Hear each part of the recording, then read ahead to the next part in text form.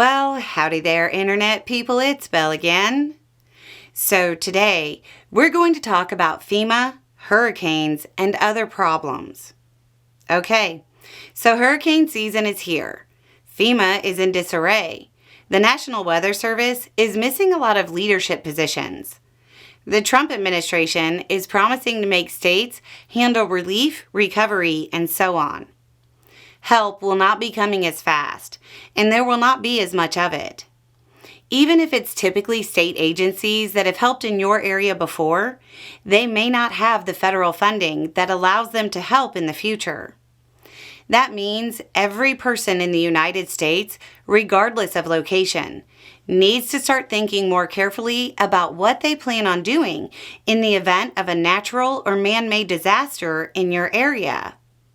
Michael Brennan, the National Hurricane Center Director, has provided some insight, but I can't stress this enough. While this information was specific to hurricanes, the mindset and advice doesn't just apply to hurricanes. The key takeaway from his advice is individual preparedness. Be ready to take care of yourself before, during, and after the event. He said, quote, "Getting ready for hurricane season is all about knowing that risk and starting the hurricane season ready for what that risk might be and how it might present itself to you." This sounds simple, but it's important. It's all individualized. How it will impact you directly. Again, this applies to other disasters and extreme weather as well. When it comes to hurricanes, one of the more overlooked things is the risk of freshwater flooding. In Helene, more than half of those lost directly to wind and rain were lost to freshwater flooding, not necessarily near the coast. With other types of disasters, it's important to assess what is actually a big risk for you. Is snow buildup on your roof your risk in a blizzard? Or is it the possibility of the melt causing a flood? It requires a little bit of knowledge about the area and playing the what-if game. But playing that game now can save your life later. Develop a plan to get out. Pay attention to how it will hit your actual area and the dangers it will create for you, not the category of storm. As an example, where we are, we don't even blink at a Cat 3 or below.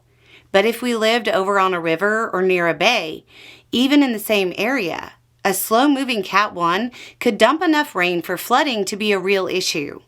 It's all individualized. Be prepared for after the storm. Many times after the storm comes the most challenging part. This will be especially true if the administration drops the ball. Be prepared. There's a standard list that's been given on the channel for years. Food, water, fire, that includes flashlights, shelter, a knife, and a first aid kit. That includes meds. If you have a need for refrigerated meds, you have to figure something out. Whether you can keep a cooler at the right temperature or a backup power source, or using a neighbor's fridge who has a backup power source.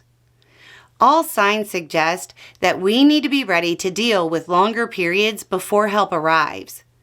If you've been through disasters in your area before, think about how long it was before things were back to normal, or at least close. It will probably be longer now. Make those preparations beforehand. We have tons of videos on both channels covering emergency preparedness. Review them, and remember, now is the time to get ready.